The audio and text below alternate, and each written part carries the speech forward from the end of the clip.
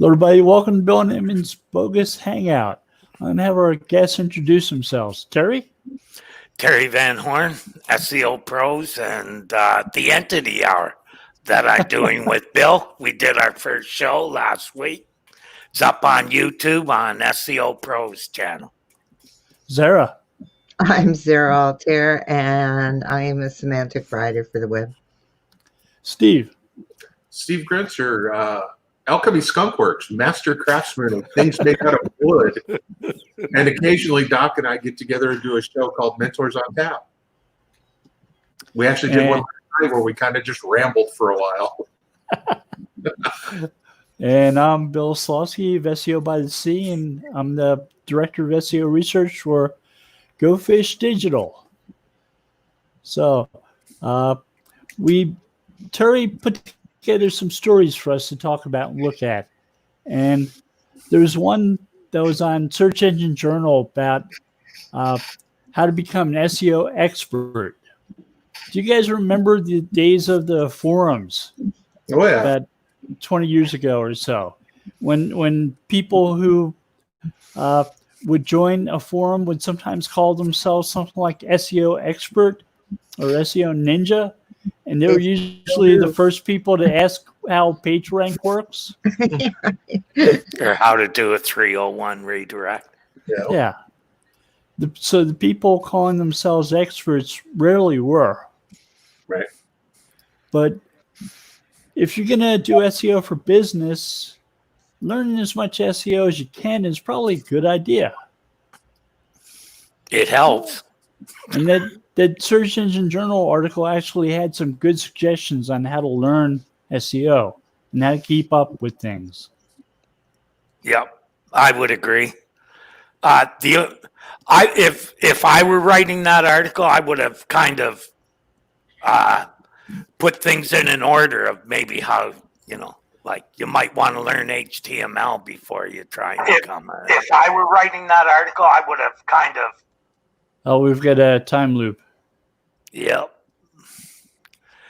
Yeah, so knowing HTML, like basically part of the way that you manipulate a search engine is manipulating HTML. So you can tell someone how, I want to do this and have them do it. But I don't know, should you call yourself an SEO or should you call yourself a link builder? Well, I'm a big fan of people building hobby sites that aren't business critical. They aren't mission critical.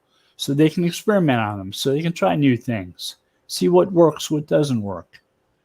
And if it fails completely, well, you start over again with a different one. But your business doesn't fold because of it. Or your customer's business doesn't fold. Right. Because even worse. Yeah. I mean, I've been in a situation where I've been in a Facebook chat and somebody's asking about SEO, and they're talking about starting their SEO business. And their first question is usually something like, how do I do an audit? How much should I charge for it? Does somebody have a template of an audit I can use? Right. Would you do an audit for me? I'll pay for it. Fake it till you make it.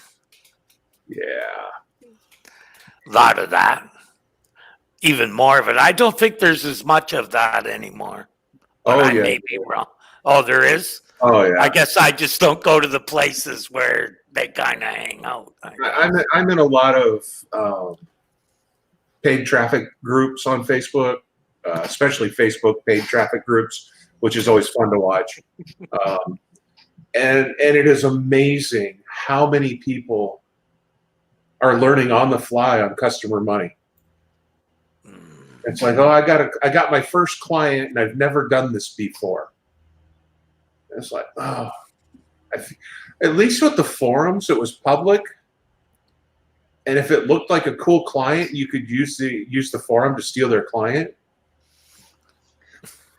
Steve would do that, believe me. I was on a forum forum more than one occasion. Let's put it that way. It's like well, here, send me the URL so I could see what you're doing. And they'd send you the URL. And then you would look at the customer and go, is that a customer I want to have? And if the answer was yes, then you would get in touch with the customer, their client, and say, well, the guy you hired is over here in this forum asking me how to do this. Why don't we cut him out of the middle and you just hire me? And, and sometimes we'd help people. Usually, if your form signature linked back to a website where you were selling SEO services and you were asking dead basic questions, we were going to mess with you in one way or another. Yeah. But that's what I liked about Web Pro News. Yeah. It's the same thing, though, in the Facebook groups now. There's so many people who are starting up and getting customers, and how they're getting customers baffles me. But they're getting customers somehow and then trying to figure out how to do what they're doing. There was one last week. Guy got his first customer and promptly had the ad account banned. Oops. Oh. You feel bad for the guy who hired him. But, you gotta wonder. I mean, you can't police everything. You can't convince everybody. I'm sure the guy who hired him was looking at cost. It's like, well, here's a guy who's going to do it for $300 versus this guy over here that wants $3,000. And 48 hours later, you no longer have an ads account. So, yeah.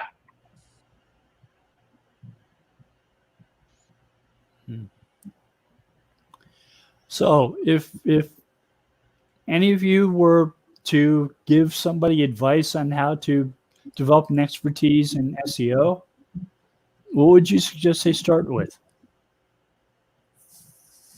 Find someone good and work your ass off for them. That's what I would suggest.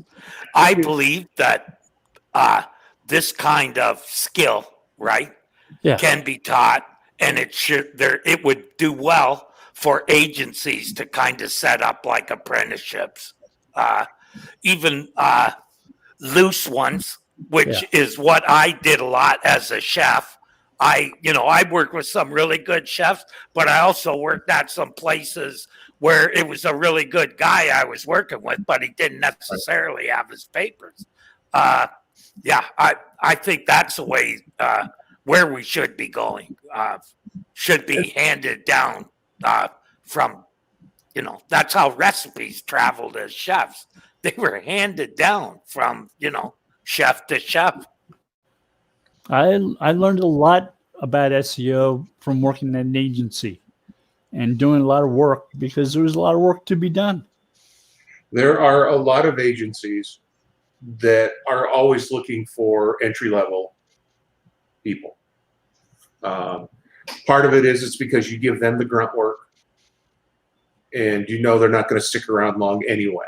So there's a lot of churn rate there.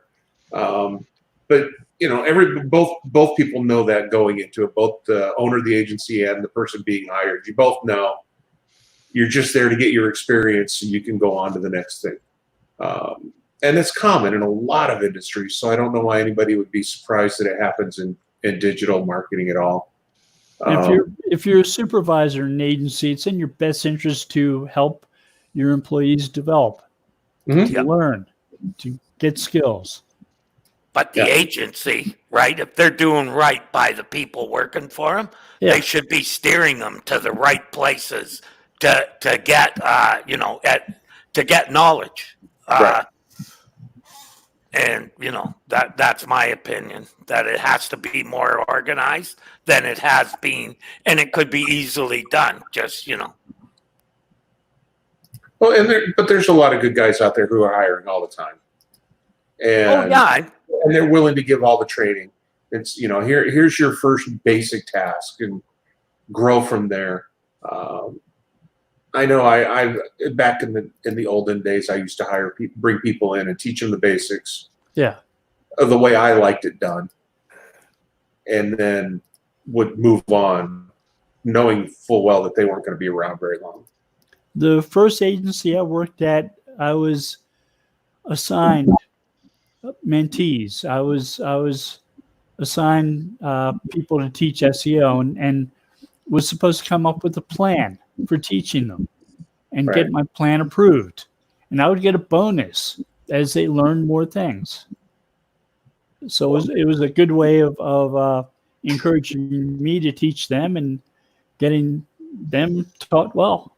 Well, I seem to remember seeing a post this morning or yesterday. Somebody is with Steve Wiedemann is writing a SEO textbook for universities, and and people go, "Oh, well, it changes too much to be useful," and that's a load of crap.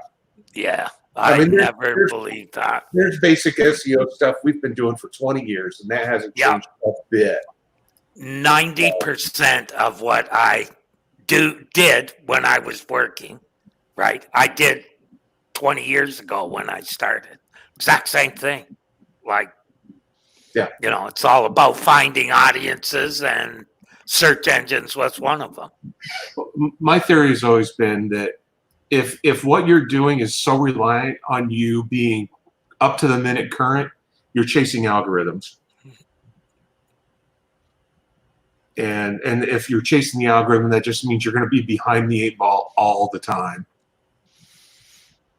But there's like right now, Steve, I would say almost everyone is kind of chasing algorithms because so many changes in the last 18 months.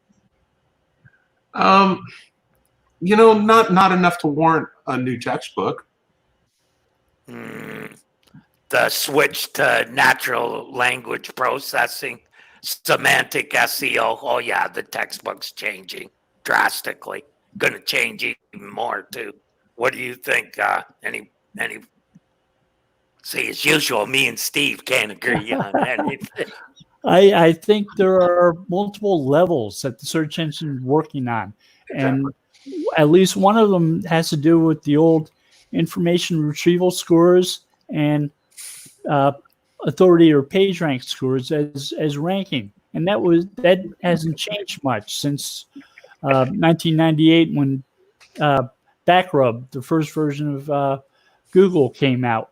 The way you rank for Google is still sort of the same way you do now. There are additions to it. When in 2012 Google came out with the knowledge graph and started focusing upon real world objects or entities, they added some new stuff. They added ways of creating content that was richer, that focused more upon talking about real world objects and entities and concepts that deviated from information retrieval and page rank. Yeah. So you sort of get two levels of SEO, and both of them work. Yeah.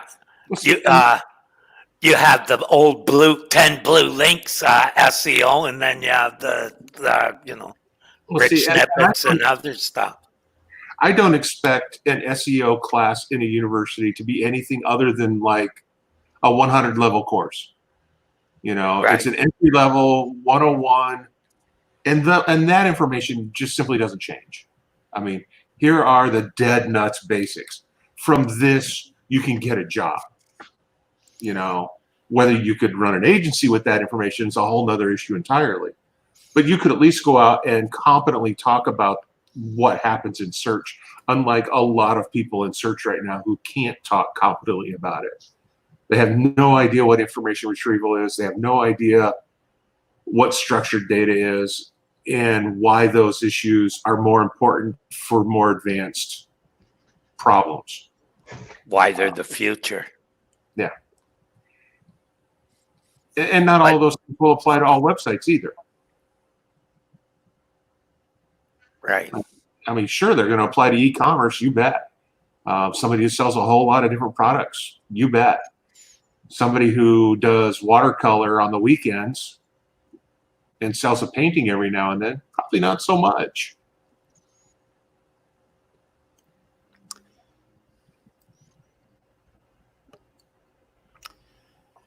Remember working on one website, and the average return on investment, the average sale for the website was around $70 million.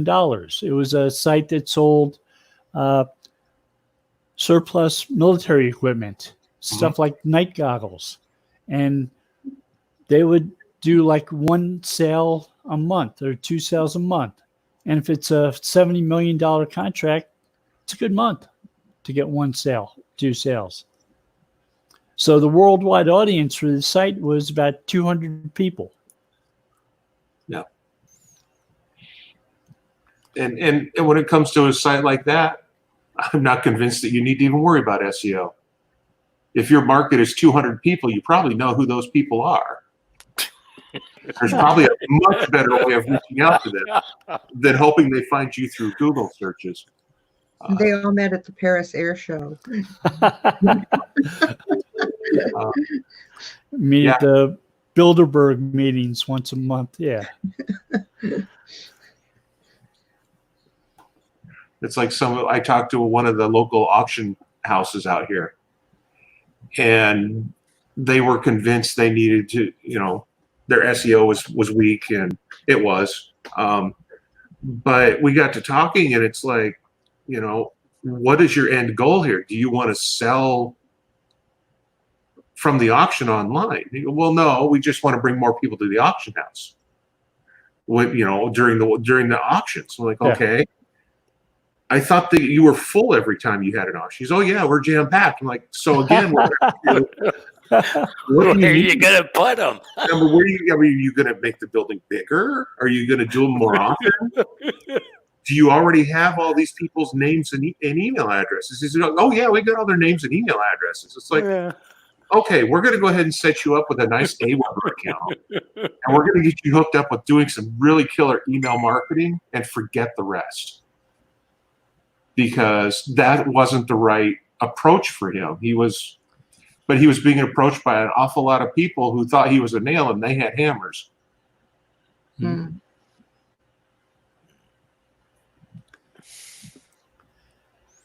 Yeah, having an idea of how to build a strategy for a site and which tools are the appropriate tools makes all the difference. And every tool isn't a hammer. Right.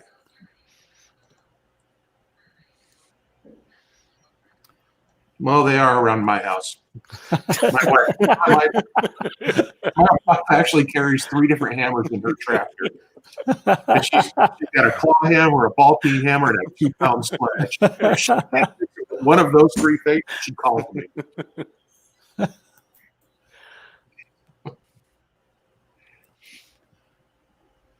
I think that's a unique talent for SEOs too, is to be able to say, well, you don't need SEO, you need to do something else. I thought you were going to say farming. No, I did that with a company, a payday loan company. Yeah. Told them, do PPC. This was many years ago. I said, because even if, like, what SEO is not sustainable in your industry. In other words, to make it work, it's not sustainable, and I don't do anything but sustainable SEO. But what I will do is I'll set up PPC for you, which turned out to probably be a cheaper endeavor than SEO. Yeah. I mean, and like a lot of places, I've got some real estate clients. We drive far more traffic with their Google My Business listings than we do with their website. People don't get as far as websites in a lot of instances. He was somewhere in their corporate structure accidentally gave him access to every single broker's website's analytics. And because for some reason the parent company runs everybody who uses their website runs a sub analytics off of their primary account. And when they gave him access to his analytics, they hit the wrong button and gave him access to all of them. And he's like, so which one's me? And I'm like, oh no, you need to go away for a couple hours. I have work. And he's like, what do you mean? It's like, I'm going to learn what everybody who works in this same brokerage, I want to know everything about their websites and see who's actually doing well. And it turned out none of them were. What corporate was telling them was going great. I looked at it and went, no, this guy's had a website for 20 years, and a good month for him is 4,000 visits. Yeah. And, so we took the website and did some nice stuff to it, but we went after his GMB listing, and we drive 10 times as much traffic and phone calls through that than we do from his actual website. Yeah. So that's all. I love doing real estate. Real estate was my favorite industry.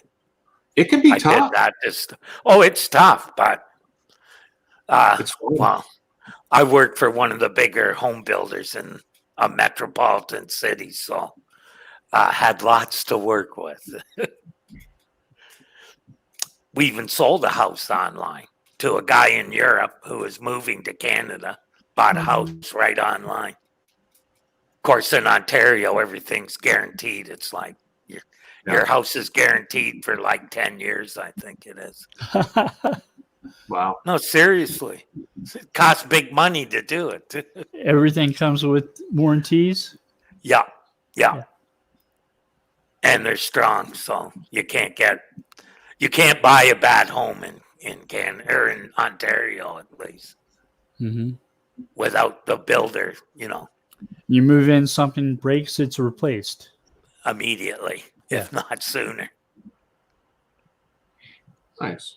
Wow, that's pretty cool. Yeah. Won an award on the website too, from the MLS. Hey, as long as it came with a do follow link, you're all good.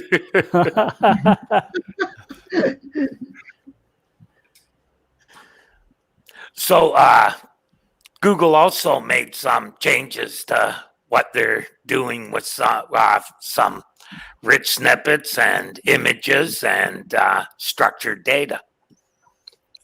You want to talk about that some, Bill? Yeah, because so far I'm underwhelmed by that. Oh, okay.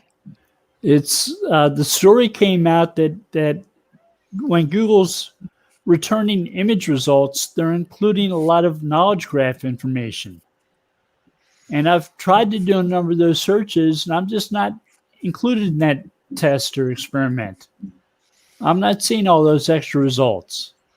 Right. And that knowledge graph information isn't showing up for me. Yeah, and as I understood it, the picture also came from the page where the information was pulled, correct? That's It where I saw. didn't really say that. Oh, okay. What bothered me though was I wrote a post about a month ago, which was a update of a earlier patent from a year or two earlier that said if Google returns your page as a source of information on a featured snippet, they'll try to use your page as a source of an image that they might show with that featured snippet. And that hasn't always been the case. So Google would sometimes show answers to featured snippets or to questions, to queries that were featured snippets, and they would pull a picture from any other website at random. It wasn't necessarily from your site. And this updated version of the patent said, okay, if we're going to use one source as the answer, we're going to try to use that same source as a source of an image, which I thought was a good result. Right. I think that's what he was trying to say in the article too. But we're not seeing that in the results yet, correct? Yeah, we're not seeing what it seemed to me was that they were saying was the image search results going to be a lot richer in terms of information. If you search for like a museum, the Visionary Arts Museum in the Inner Harbor in Baltimore, you'll get a few paragraphs of text about the museum itself and what's in that museum, which would be kind of interesting for image search results. To actually get text from a knowledge graph about something you found. I do like that. I'd like to see it in search results. I tried those searches a few times since I first read that story. It's they talked about it in Google, one of the Google blog posts, and then somebody, I think it's Search Engine Watch, was it? Where I got that? Search Engine Journal. Search Engine Journal, yeah. Okay. Yeah, the watch is no longer watched by the webmaster team. Yeah.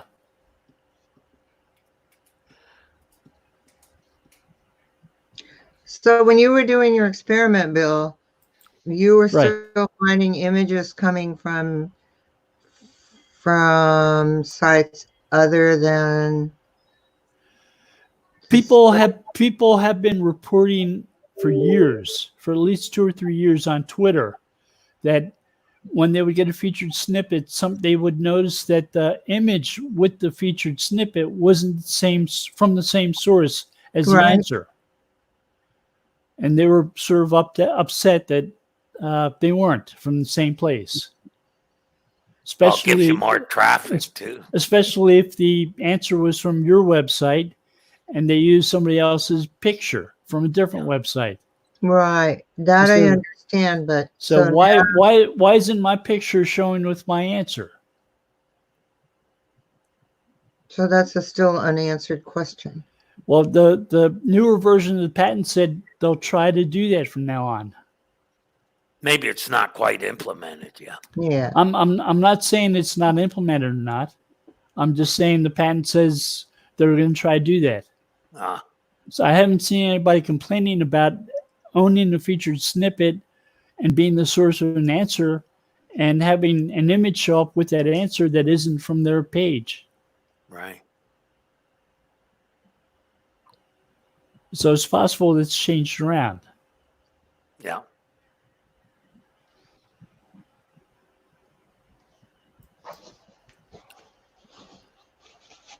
And you were talking about a patent that you wrote about, right? Yeah. Where they said that that's what they would like to do. It's one of those continuation patents, which means at some point in time, the people who wrote the patent file a new version of it, and they change around the claims in the patent to reflect a new process. Right. So they don't rewrite the description, but they rewrite claims, and then it goes through the patent office again, and the prosecuting attorney at the patent office approves or disapproves of the new version of the patent based upon the claims. Right. So what is couched in, it says on your article, it says when the source resource is identified, the images of the source source may be selected more quickly. Right. Because there will be then waiting for the source resource to be identified before scoring the images. Right. So if you're writing a page about Wayne Gretzky being a great scorer in hockey, and your page becomes a featured snippet about Wayne Gretzky, in the past, Google might have chosen any picture of Wayne Gretzky to show with that featured snippet. Now they might see if you have a picture, and if it's a good picture, they'll use yours instead of somebody else's. Right. Okay, that makes sense. I mean, that's nice. So it isn't so distributed in the search results. Well, it also means the person whose snippet was used, their picture got used too. Yeah, Right. Yeah, that's what I'm saying. So that it's more concentrated. The results are more concentrated. Right. So it makes sense to try to have a meaningful image when you write a page that you're hoping to get a featured snippet for.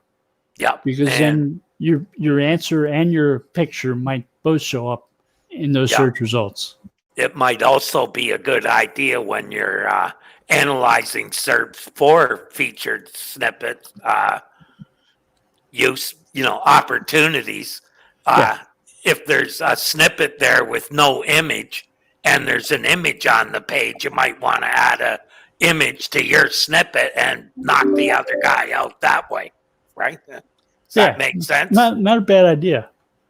There you go. I gave a tip today, Bill. So Steve was talking about GMB, Google GMB. Yeah. They're now finally sending notices when you get delisted. When your GMB gets suspended, they're giving notices now, Steve. In the past, they didn't. Okay. Yeah, And that's that would just disappear and say la vie? Mhm. Yeah, they still don't tell you why, but they tell you, hey, it's gone. We took it down. Sometimes they do some kind of shady stuff. Like I moved. I moved my location. I moved my house. I moved my business from one town to another 5 miles away. And Google My Business on Knowledge Panel, they put a red sticker that says this business temporarily closed. Yep. Oh, because your address changed. Because my address changed, right? Mhm. So I don't understand that. So does that mean that they I called them up and told them I didn't understand that either. Yeah, they And didn't if- understand either. because the indication from that is that they want you to actually close that business and start a whole new Google My Business page with a new address. Yeah. Is that what they're saying, or did No, they didn't explain it that way. They didn't explain anything. As a matter of fact, they had no idea what they were doing. they? Okay. That would be typical. Yeah. And I've got an old business from 10 years ago that I've been trying to get delisted, and it simply won't go away. No. Like that odor in the corner. Oh, it could be worse. My father started a business in 2000, and some guy that was in New Jersey. Some guy in New York started up a business with the same name, and the guy in New York decided to close his business. He forgot that he was incorporated in New York. He sent a certificate of dissolution to New Jersey, where my father's business was incorporated, and the New Jersey division of corporations closed my father's business. They didn't tell him. Nope. Because he figured they told them. Right. Well, he must know. He told us to shut it down. Oh my gosh. You know, it's funny because all these places want us to start using two-factor authentication, except for when they do things. Yeah. You're right. I can't work both ways. So the You know. certificate of dissolution didn't have my father's name on it. They had given him a number, a business entity number. It didn't have that number on it. It had a separate number. It had the New York number. And no one noticed that it wasn't. They still closed my father's business. So I'm trying to close his business bank account now, and I've got to take over as a director. My father passed away. I've got to take over as a director of the company and hold a minutes meeting and say it's okay to close the bank account. Oh my God. Except I can't take over the business because it's dissolved. Oh, man, I don't know. I'm just working with an organization that's a chapter of a national organization. The national organization is a nonprofit, but every chapter has to decide on their own whether they want to be a nonprofit organization or not. So get there's their own tax number and all that stuff. It's so great. there's no federal incorporation. Right. Even if you're national, you have to choose a state to incorporate in. Correct. Yeah, it's pretty. I Then don't know. I you've think I got made a mistake. I volunteered to be the treasurer, and I'm like, guess who gets to deal with all this stuff? So yeah. I've seen that before with other charities where they're a national brand, but each of the local charities is just that. It's its own independent local thing. And it can be a nightmare.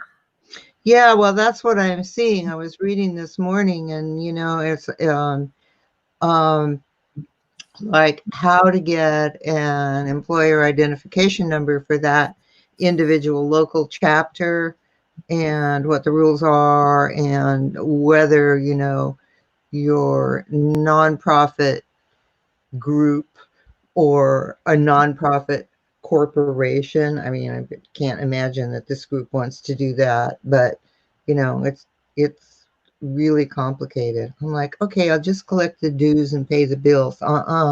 So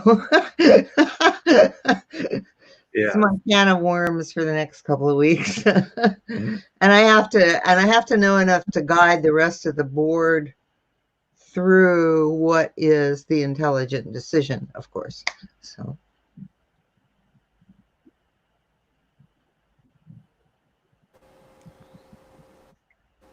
well, I thought it was interesting in Terry's articles that where they talked about website structure. Hold on, let me look here. Oh, from John Mueller. Yeah, because I have always thought that structure is a big signal to everybody about what's going on. And so I'm not technical, as you guys know, and so, but that it makes a difference, whether it makes a difference for a search engine or not, it certainly makes a difference for anybody coming to your website. I think that's really important, and it's something that a lot of small businesses just like, no, you want this set of clients to go over here. You don't want you don't want someone to come to your website and be befuddled. That's the bottom line.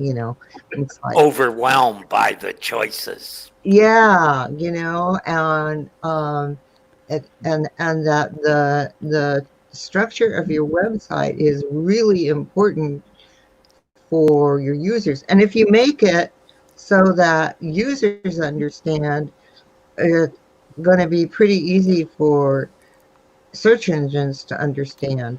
Correct me if I'm wrong, but if you're thinking and setting up the structure of your website, and you're thinking of how to get customers or clients to the right place on your website from the homepage, that if it's clear enough for customers to get it, it's going to be clear enough for search engines to get it.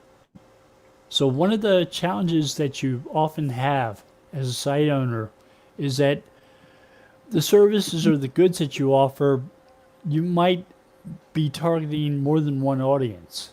That is correct. Say you have a website for a school.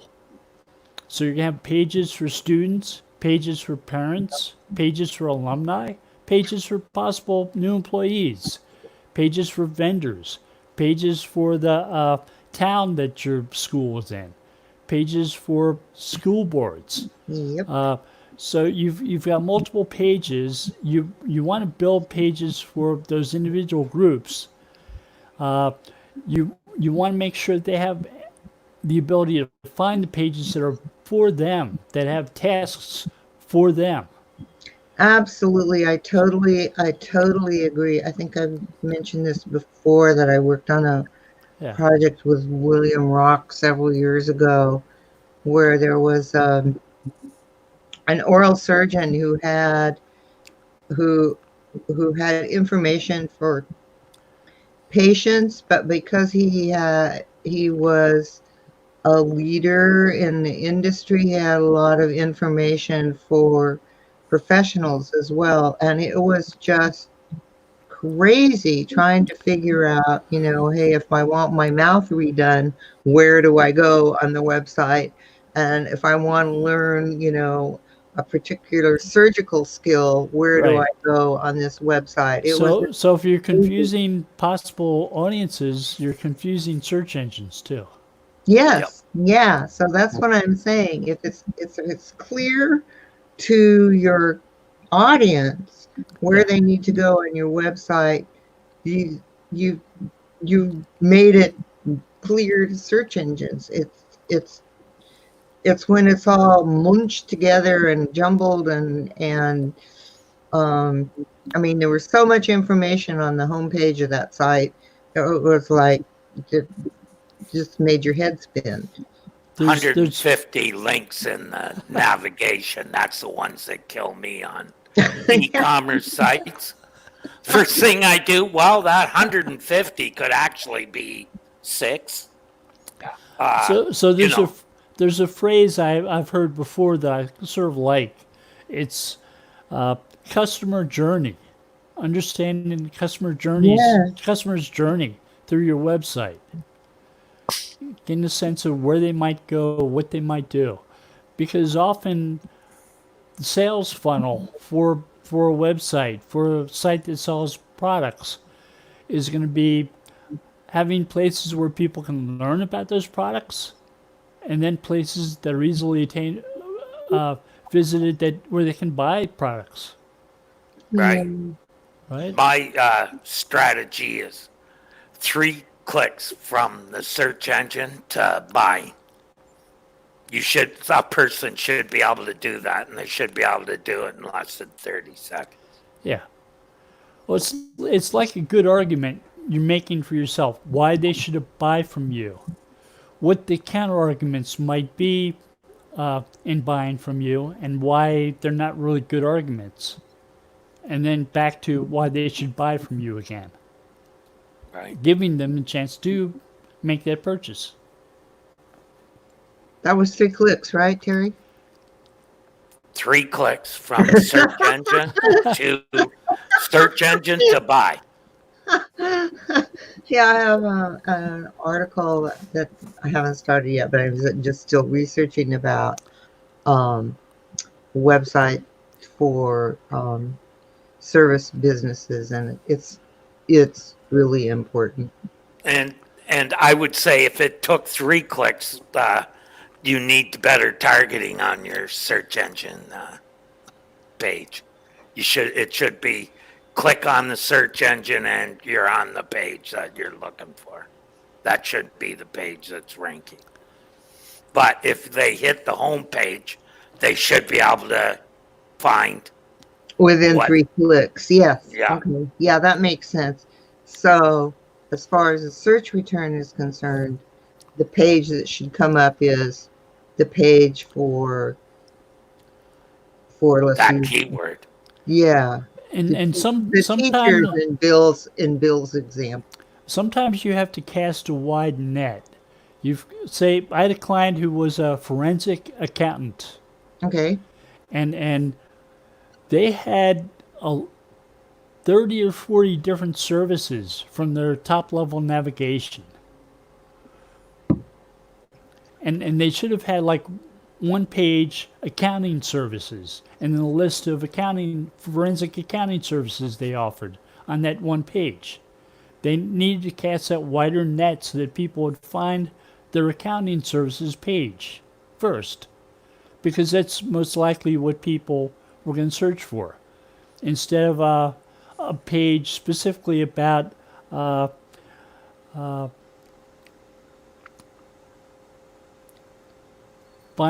closing an estate. Okay. Right? That would be something a forensic accountant might do. Yeah. But it's not necessarily something most people looking for a forensic accountant are first going to search for. They're going to say, I need an accountant to help us with this estate. Right. But and then they go to that services page and say, closing an estate. That's what we're here for. Right. So you have an index, or as we used to call it, the hub page, where everything related to that topic. And when you think about Google as entity search now, it'd be everything associated to that entity is the main entity of the page. You're leading your audience to the place they want to be. Right. Yeah. But index pages are the key. If you have an index page that lists all your subtopics on it, you don't need to have a navigation with all the subtopics in it. Because the smart people know when there's one link and nothing drops down, hey, everything will be on that one page. They know that. So it's called intuitive navigation. They don't have to think about it. They see, services. They click the service link. Then they look down. They skim the page. If you got your headings and everything with a description of the service, as they're skimming the page, they automatically see that heading, stick right out of the page and go right to it. So You've made... Terry, are you familiar with the concept of card sorting? Cards. I know you could get your hand cut off in Las Vegas if you're doing that, maybe. No, so it's an information architecture concept. Oh, okay. And what you do is you make a list of all the tasks that you want people to be able to do on your website, and you write them on note cards. And then you sort the cards into categories. Right. And that's how you come up with your larger level categories where the smaller tasks will fit in. Yeah.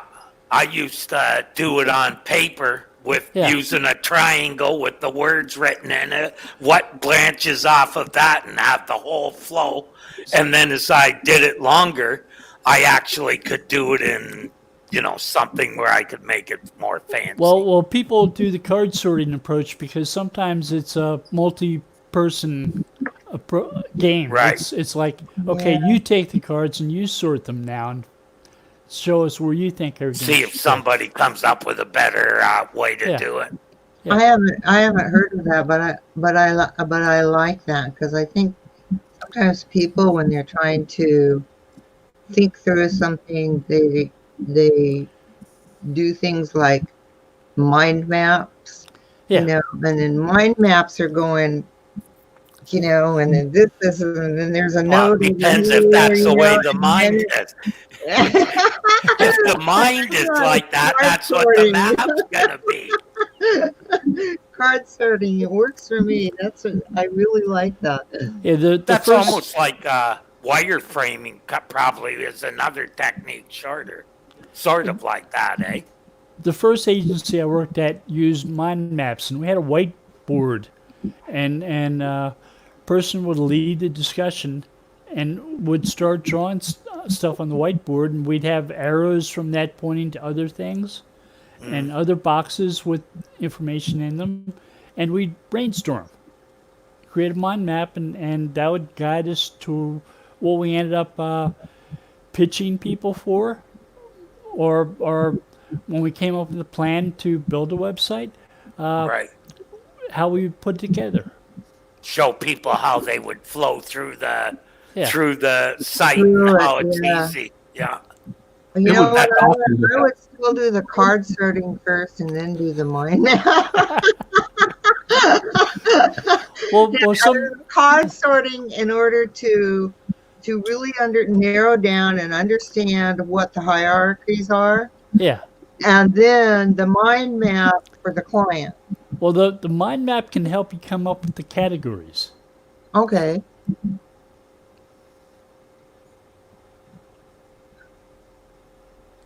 So what are we going to do? Okay. I see. What is the purpose for this page? Yeah. Okay. Who's it for?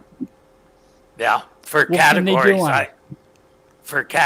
I kind of like to find some similar websites to see what they're using, because in my experience, people start going to these websites and start to pick up the lingo themselves.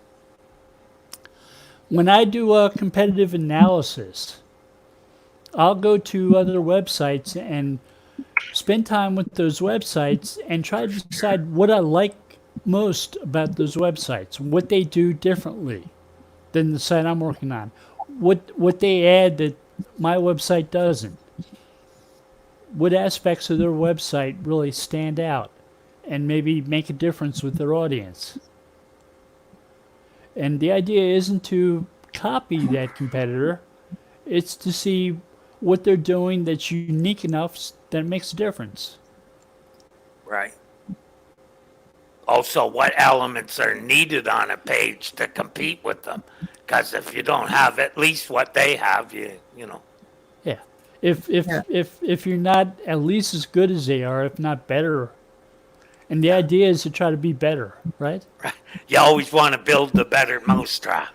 Right. Don't be, with just having a mousetrap.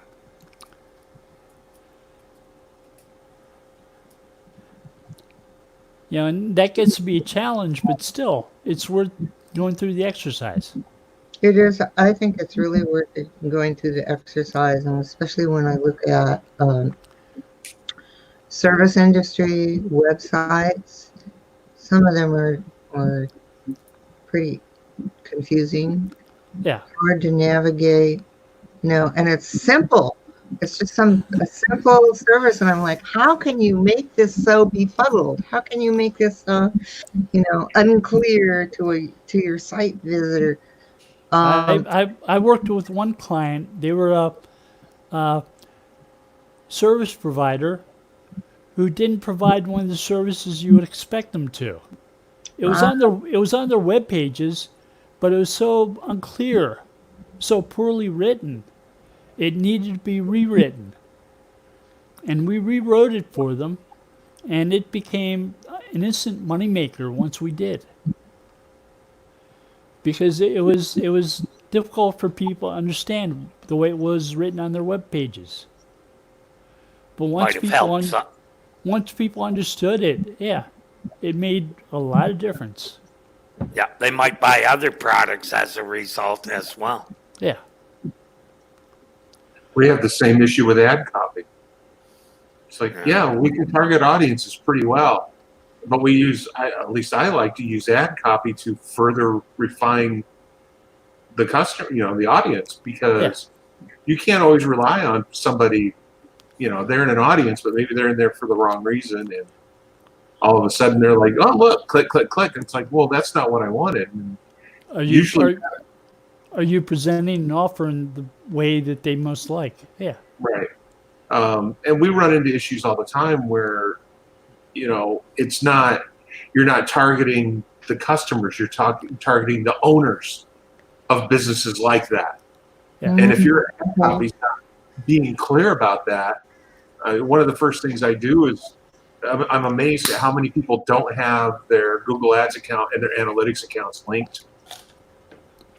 And so one of the first things I do is link those two so I can see what kind of bounce rates they're getting off of their ads. And usually it's in the 90% range. It's like, okay, well, we can start cleaning this up real quick just by fixing some ad copy and doing a little bit better targeting. It's just ridiculous. If you're going to spend money on ads, you might as well make some money with them too. This is a good concept. Yeah.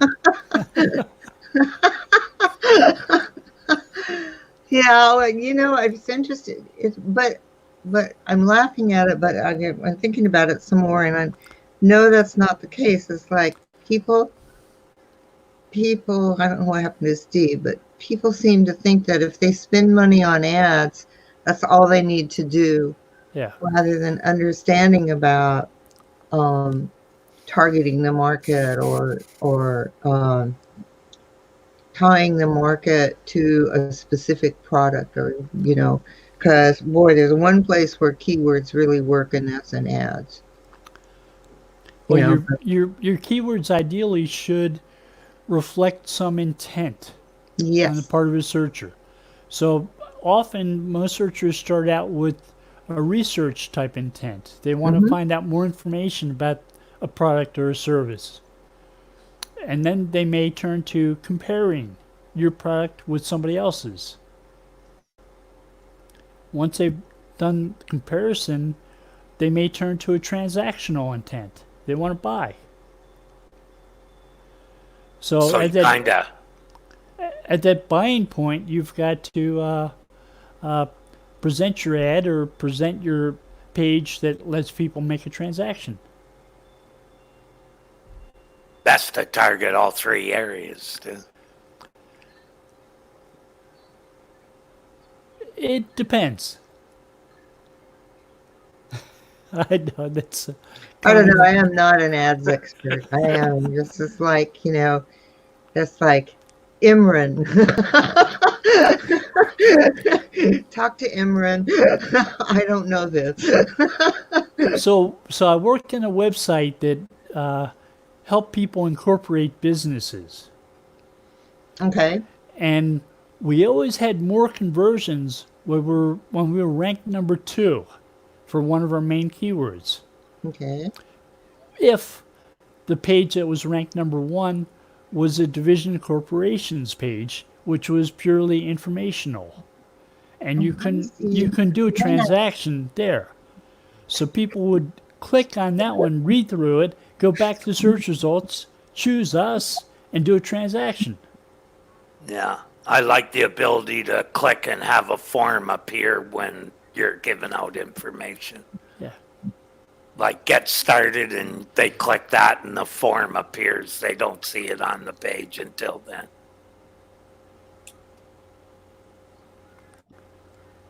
It really made a difference. Purposefully trying to rank number 2 because we had so much more success from it. So, all the questions answered here now come to us.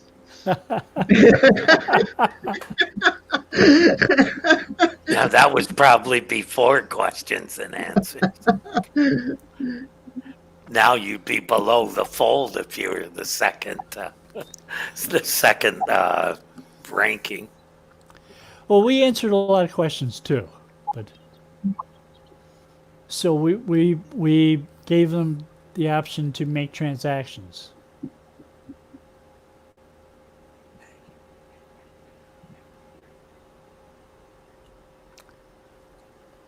And that often made a big difference.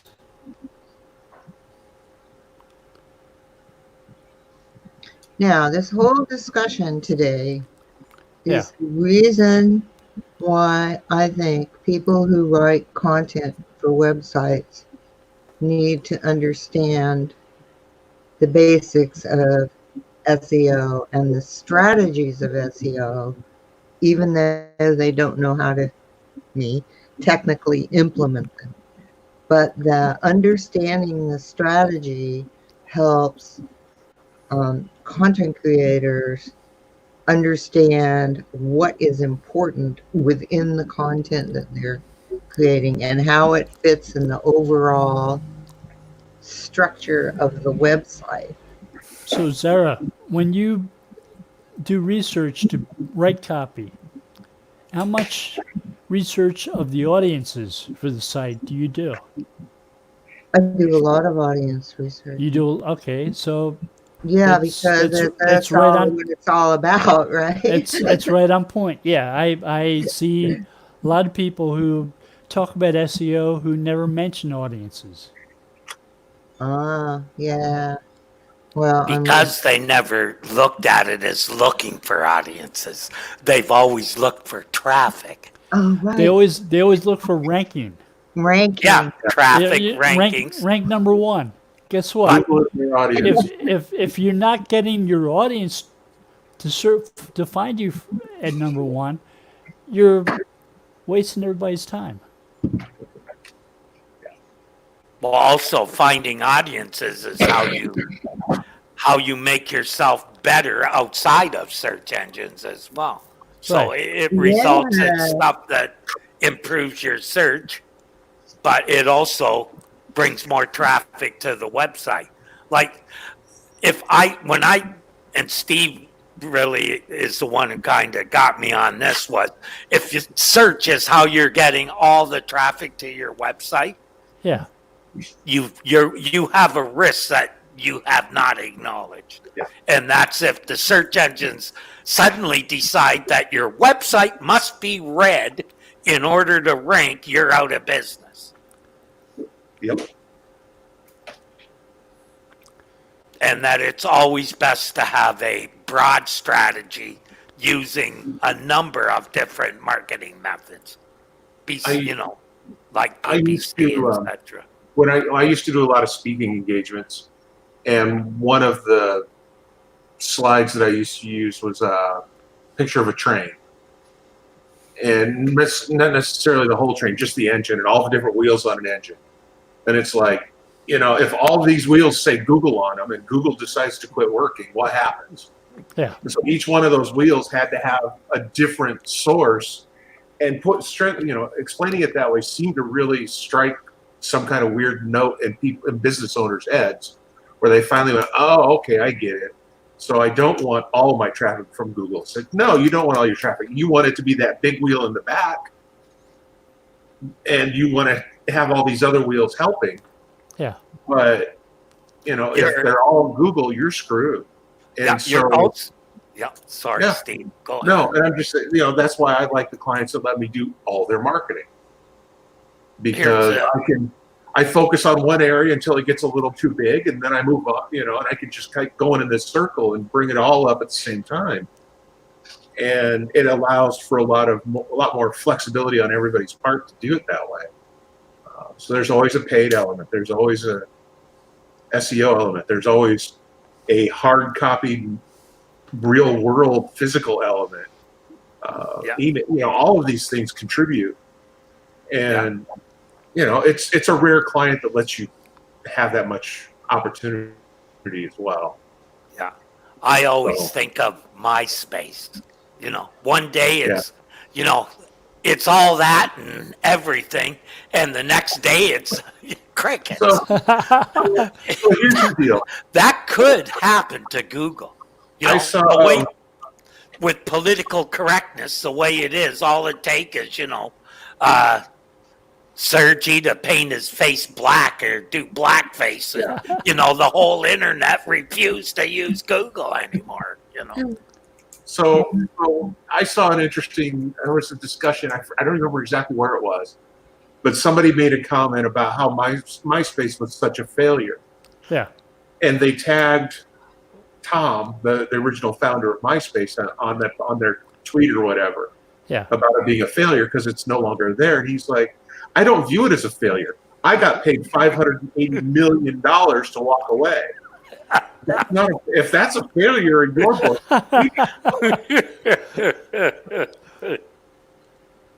it's like, okay, that was probably the single best response he could have possibly had to that. Yeah. Got 580 million reasons why it's not a failure.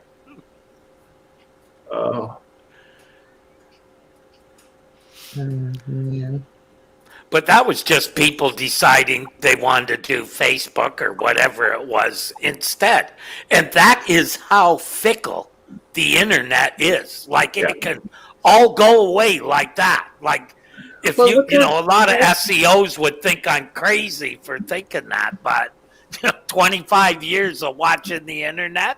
Yeah, look at all the search engines that were around and varied in rank before Google. Well, look at Yahoo. Look at the stature of Yahoo, back in the 90s. Yeah. Yeah, that's what I mean. So, you're saying that I love Steve's example of the train engine. That's beautiful. That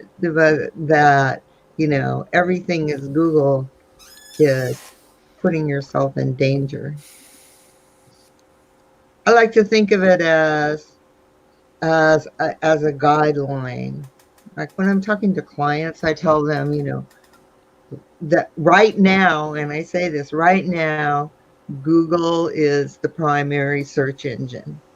But, so we can take a lead from what they want to know, but that for the client and their website and what's going on there, it's like how to protect yourself and how to shine with what you do. there's safety in building multiple channels to your Yeah. website. Yes. So if you're Less only- risk. Yeah, it's risk reduction. Well, in the end, you're making more money too. If you Yeah, choose that's the true. right channel, you're actually making more money. So, Yep. I mean, in the olden days, we used to use paid traffic as our exploratory tool. yeah. And now for a lot of people, it's their only tool. And it's like we use paid, and I still like to use paid traffic to learn where the audience actually is quickly. Yeah. And then build the SEO around what we learned and then once the SEO catches up to where it's a 50-50 with paid moves on to something else. Yeah. For testing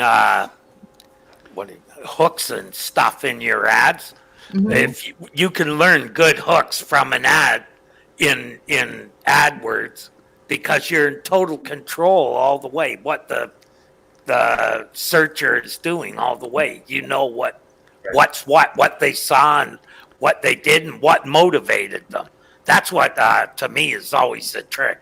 What motivated them to click? That's what the number one question is always. So the first why. agency I worked at, I sat next to somebody who sold display ads.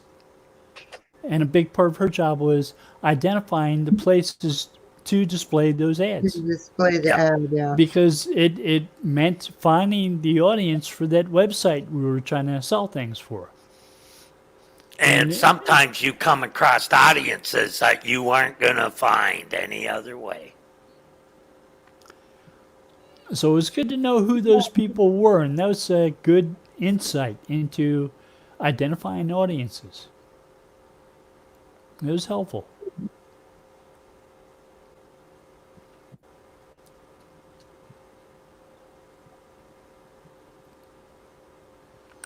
Well, we're at the top of the hour, everyone. I think that's our show for today. Yeah, Thank you all for joining us. Yeah. I'm just going to add one thing quickly. I'll be on Webcology this Thursday with Jim Hedger and his buddy. So I'm just letting you know I'll be there telling the story Okay. or stories. Oh, and I just want to say, anybody who missed End of the Hour, you might want to go watch because I'm totally in love with InLinks. And that's, Yeah. That's the Entity Hour with Bill Slawski and Terry Van Horn. That's right. You got anything you want to plug, Steve? No, I've got a full schedule of cutting boards and a couple of dining room tables to get built, so I'm booked up. Right.